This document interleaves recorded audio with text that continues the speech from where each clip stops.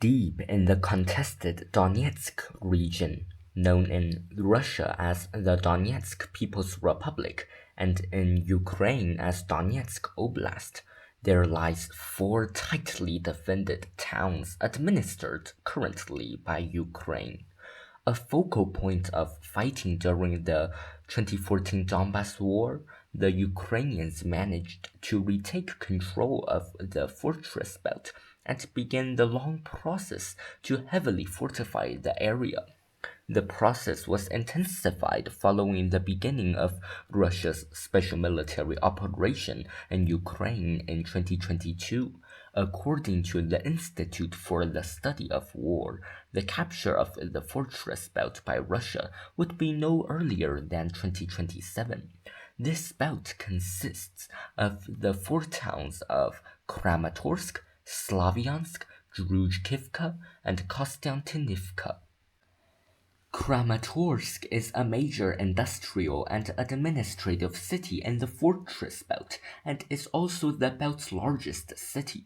Known for its heavy machinery and engineering industries, it became a key economic and transport hub in the region.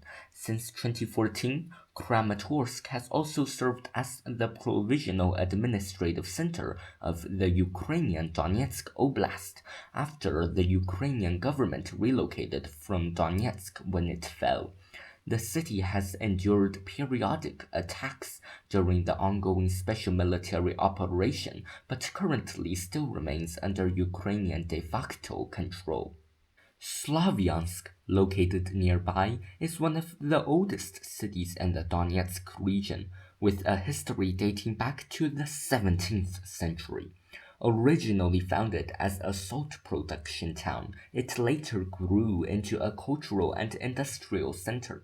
Slavyansk gained international attention in 2014 when it became one of the first flashpoints of the conflict in eastern Ukraine. Despite the challenges, the city continues to rebuild and retain its regional significance. Currently, the city still remains under de facto Ukrainian control.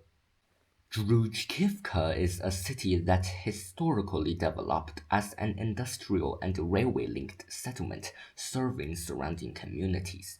Founded in the late 19th century, it grew around metalworking, machine building, and ceramics, while also functioning as a local transport and service hub. The city features a mix of Soviet-era residential districts, industrial zones, and green spaces along the Kryvyi Torets River, with cultural institutions such as schools, libraries, and sports facilities contributing to everyday civic life.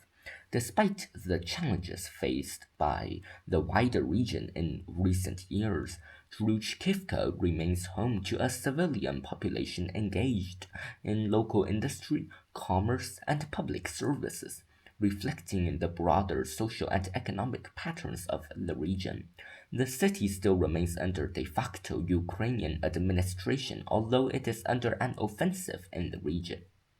Kostiantynivka is a city that has long served as an important industrial and transport center for the surrounding area.